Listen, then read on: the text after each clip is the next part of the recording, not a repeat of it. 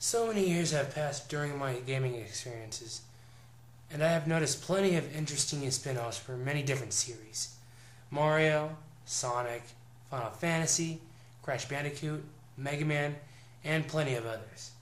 But one game that's been around for more than 10 years has really caught my eye with its spin-offs. And that series would be Pokemon, which has been a huge thing to me since I first got my Game Boy and rented Pokemon Yellow from Blockbuster. It was a fun series, and a big part of my gaming life. There have been good games and terrible games from the series, but there's one game I would like to discuss, and that's Pokemon Ranger for the DS. When I first saw this in Pokemon Mystery Dungeon, it really got me excited to play them since I had first got my DS around the time they had been released. Unfortunately for us English speakers, we had to wait for these games to get translated at least a year. But enough about that. Let's get to the actual game.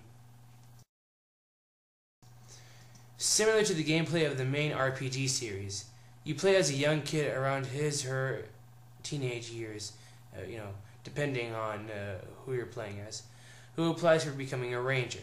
Once he or she sets off to another area by flying on some dude's Fearow, a stowaway plus or Minun, depending also on the gender you've chosen, joins the flight and eventually becomes the young ranger's partner.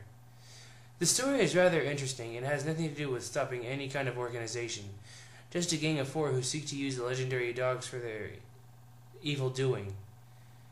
I found it rather intriguing how the creators try to keep away from the norm for this spin-off, but I do wish they could have added a bit more to the series, or at least given it some suspense or whatever. I find the gameplay to be really unique and interesting for a Pokemon title. Before I go further, I will say, yes, you can walk sideways. It's no big deal, you know. That aside, I will say that the Pokemon encounters are not as annoying as the main RPG series. Pokemon run away or can get closer to you depending on the kind. Plus, some Pokemon tend to run away more than the RPGs too, making this a rather hard game, especially if you're catching one as tricky as Mew. To catch a Pokemon, use a styler which resembles a spinning top that catches Pokemon, and for that you use the stylus. Interesting name resemblance, Nintendo. Once caught, the Pokemon will follow you for a while until you use them to modify your styler while capturing another Pokemon, or use them outside of catching. If you scare the Pokemon off, it'll run away, or even if you don't do anything for too long. I was rather impressed with the gameplay. Even if it is different, they still managed to show some familiar elements of the Pokemon series to us fans. I also like how you allow the Pokemon to follow you. Kinda gives you a bit of a memory of something else from the series. Moving on. The graphics are amazing. I love how they do this less chibi style for the characters, and a bit more of an accurate design as well as a detailed design too.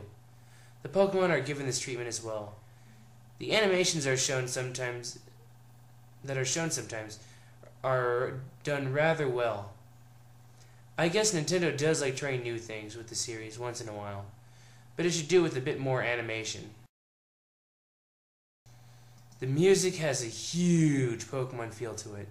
Obviously feels somewhat like the music from the Game Boy Advance games, but it has a more of a style that you're joining an armed force at times when in the headquarters. But I guess the music is good at other times, especially the encounters, which sounds more like the original. Oh, you know what I mean. I don't have to say it for the umpteenth time, you know.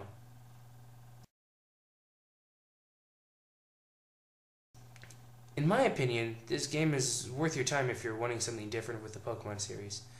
I mean, it is fun trying to catch them all, but I would like the series to go in a different direction sometimes. I hope to try the sequels to the Ranger series sometimes. Anyway, this is Otterman 5000, signing off.